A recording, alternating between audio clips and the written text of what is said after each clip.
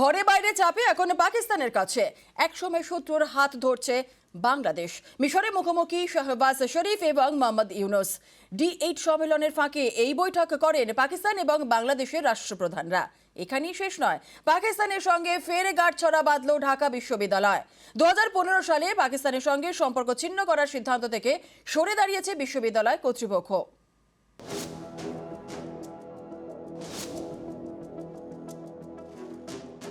আরও কাছাকাছি পাকিস্তান বাংলাদেশ। আরও একবার পাক প্রধানমন্ত্রীর মুখোমুখি বাংলাদেশের প্রধান উপদেষ্টা। এবার মিশরে বৈঠক করলেন পাকিস্তানের প্রধানমন্ত্রী শাহবাজ শরীফ এবং বাংলাদেশের তদারকি সরকারের প্রধান উপদেষ্টা মোহাম্মদ ইউনুস। বৃহস্পতিবার D8 সম্মেলনের ফাঁকে তারা এই বৈঠক করেন। 8 উন্নয়নশীল মুসলিম দেশ নিয়ে D8।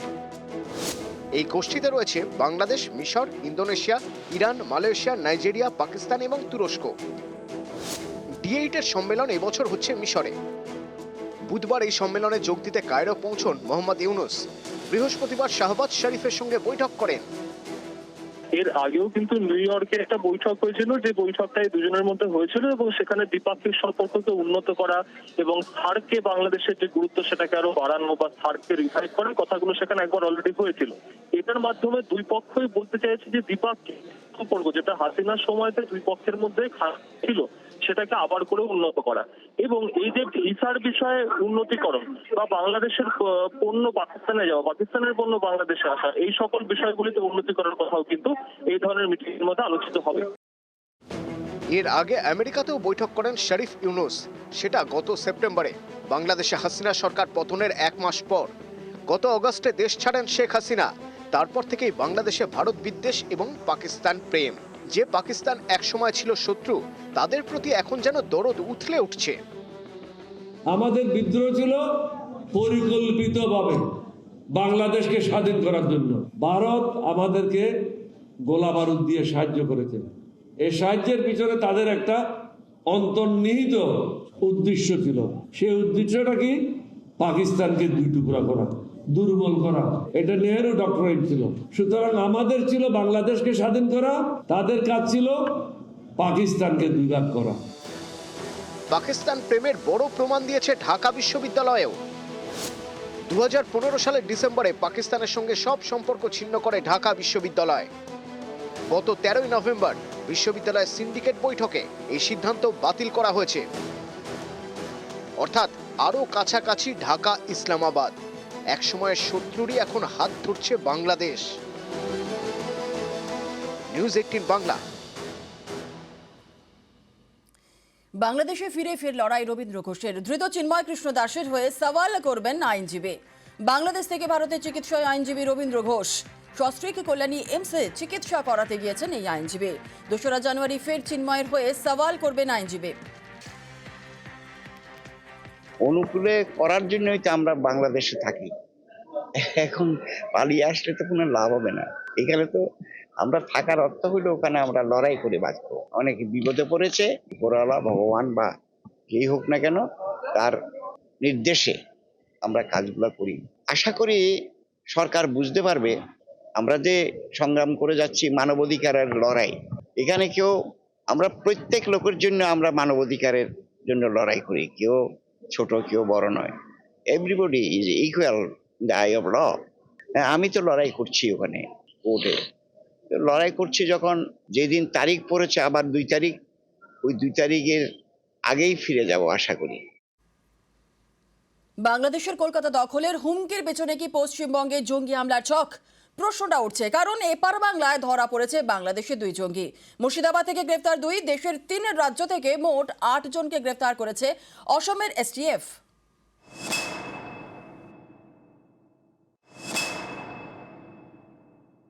আমাদের ট্রেনিং, আমাদের দক্ষতা ভারতের চেয়ে অনেক বেশি।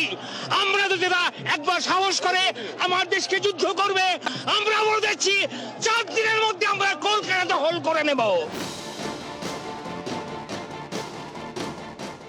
উত্তাল বাংলাদেশ থেকে কলকাতা দখলের হুমকি।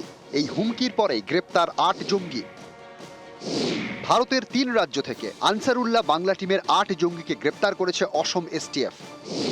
এর মধ্যে পশ্চিমবঙ্গ থেকে 2 জন, অসম থেকে 5 জন এবং কেরল থেকে ধৃত 1 বাংলাদেশি।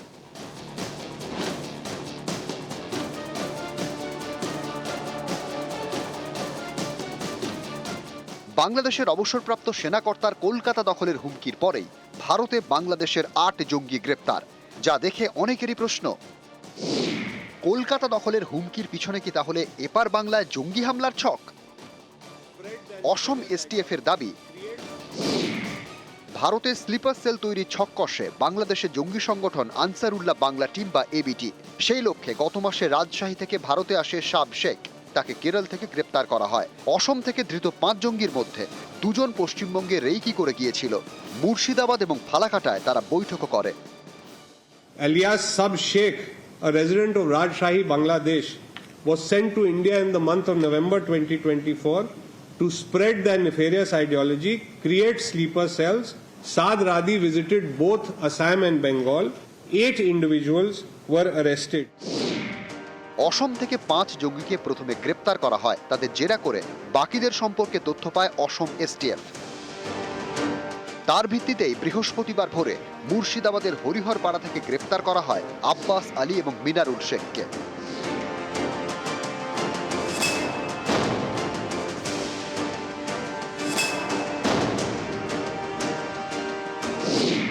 হরিহরপাড়ার নিশ্চিন্তপুরের বাসিন্দা আব্বাস। মিনারুলের বাড়ি হরিহরপাড়ার কেদারতলায়। স্থানীয়দের দাবি, সম্প্রতি এলাকায় মাদ্রাসা চালু করে আব্বাস। সেই মাদ্রাসার জন্য ঘর ভাড়া নেয় মিনারুল। আব্বাস এখন মাদ্রাসা খুলেছে, এটুকু শুনেছি, এটুকু জানি। কোথায় মাদ্রাসা খুলেছে? এই বাড়িপাড়া হাটে।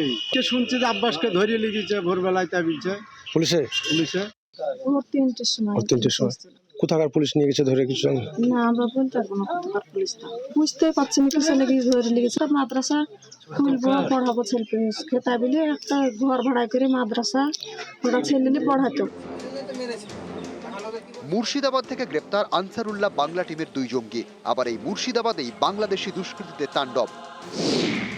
মুর্শিদাবাদে যে ভারত বাংলাদেশ সীমান্ত রয়েছে তার অনেক জায়গাতেই কাঁটা তারের বেড়া নেই। এই সুযোগে বাংলাদেশের দুষ্কৃতীরা রানীতলায় ঢোকে এবং ফসল নষ্ট করে। 2 কৃষককে তারা মারধরও করে।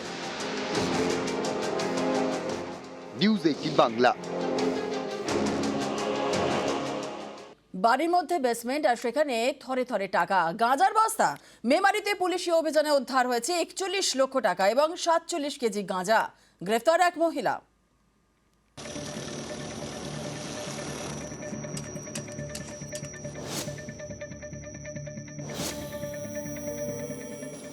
বান্ডিল বান্ডিল টাকা, কোনোটা 100 নোটের বান্ডিল, কোনোটা 500। এইসব নোট উদ্ধার হয়েছে একটি বাড়ির বেসমেন্ট থেকে। পূর্ব বর্ধমানের মেমারি। এখানকার কৃষ্টিপাড়ার বাসিন্দা সঙ্গীতা সাহানি। দোতলা বাড়ি, ছেলে এবং স্বামীকে নিয়ে সংসার। স্বামী টোটো চালান। বুধবার বিকেলে এই বাড়িতেই হানা দেয় মেমারি থানার পুলিশ। শুরু করে তল্লাশি।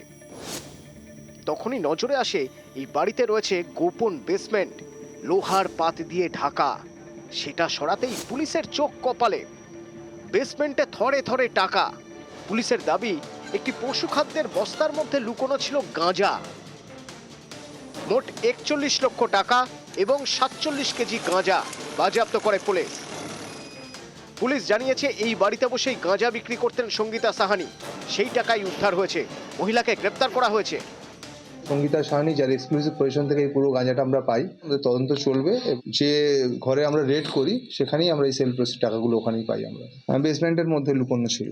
2-2.5-3 ঘন্টা ধরে আমাদেরকে সার্চ সিজার করে ওখানে সমস্ত কিছু বার করতে হয়েছে। শুধু সঙ্গীতাই নয়, এর আগে তার মাকেও গ্রেপ্তার করা হয়েছিল মাদক কারবারে জড়িত থাকার অভিযোগে। এর আগে এর যে মা ছিল এই মহিলা সঙ্গীতা সাহানির, লালপুরি সাহানি, তাকেও এর আগে এনডিপিএস কেস করা হয়েছিল এবং সেও এই ব্যবসার সঙ্গেই আগে যুক্ত ছিল।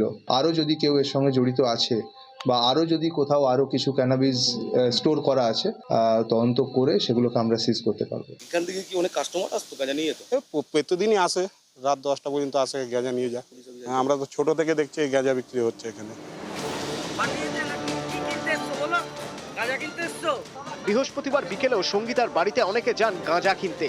নিউজ 18 বাংলার ক্যামেরা দেখে দে ছুট।